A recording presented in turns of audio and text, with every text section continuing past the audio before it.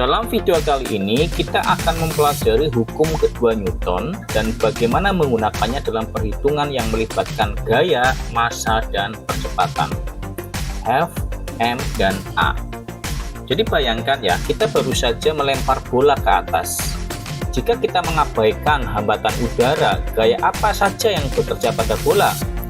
A. Apakah gaya ke atas dari tangan Anda? B. Apakah gaya gravitasi ke bawah? C. Keduanya. Jawabannya adalah hanya gaya gravitasi ke bawah yang perlahan-lahan menghambat bola, menghentikannya, lalu menariknya kembali ke bawah, membuatnya bola itu jatuh semakin cepat. Gaya tak seimbang ini menyebabkan perubahan kecepatan bola. Sekarang, lihat bola yang dilempar ke samping tetapi terikat pada karet elastis. Gaya yang bekerja pada bola mengarah kembali ke tangan ditarik oleh elastis tersebut. Gaya ini menghambat bola dan membawanya kembali ke tangan, mirip dengan bola yang dilempar di atas. Hanya saja kali ini elastis yang menarik kembali. Apalagi yang bisa terjadi jika suatu benda dikenai gaya tak seimbang? Ketika gaya tidak seimbang bekerja, benda bisa mempercepat, memperlambat, atau bahkan mengubah arah. Bayangkan ya, kita mencoba mengubah arah di lapangan sepak bola yang berlumpur.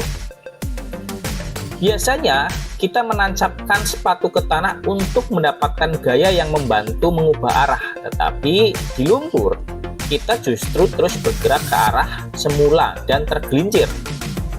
Semakin besar massa suatu benda, semakin besar gaya yang dibutuhkan untuk mengubah kecepatannya atau mengubah arahnya. Misalnya, mendorong mobil jauh lebih sulit dibandingkan dengan mendorong sepeda. Selain itu, semakin cepat kita ingin benda bergerak, semakin besar gaya yang dibutuhkan. Misalnya, saat mengayuh sepeda, semakin kuat kita mengayuh, maka semakin cepat sepeda itu melaju. Hubungan antara gaya, massa, percepatan F, M, A ini dikenal sebagai hukum kedua Newton yang dirangkum dalam persamaan gaya itu sama dengan massa kali percepatan.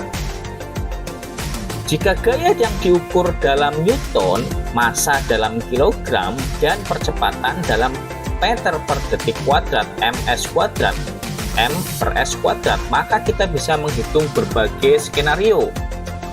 Contohnya, sebuah pesawat luar angkasa dengan massa 7.150 kg bergerak menjauhi stasiun luar angkasa internasional dengan percepatan 2 meter per second kuadrat.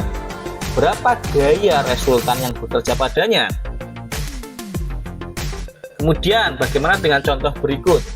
Sebuah mobil dengan massa 1.200 kg bergerak dan berakselerasi di lintasan balap. Mesin mobil menghasilkan gaya 3.400 Newton, sementara gaya gesekannya konstan sebesar 400 Newton. Yang bekerja pada mobil, berapa percepatan mobil? Nah, sekarang hitunglah gaya yang diperlukan untuk mempercepat mobil mainan seberat 800 gram dengan percepatan 8,2 meter per second kuadrat. Perhatikan satuan yang digunakan. Dan terakhir, apakah massa sebuah benda yang mengalami percepatan 0,8 meter per second kuadrat? Berapakah massa sebuah benda yang mengalami percepatan 0,8 meter per second kuadrat saat dikenai gaya resultan 200 Newton? Nah, kemudian mengapa menurut kita bisa melempar bola tenis jauh lebih cepat dibandingkan dengan bola besi tolak peluru? Ya, jawabannya adalah karena gaya yang diberikan oleh tangan kita sama, tetapi massa bola tolak peluru jauh lebih besar, sehingga percepatannya lebih kecil.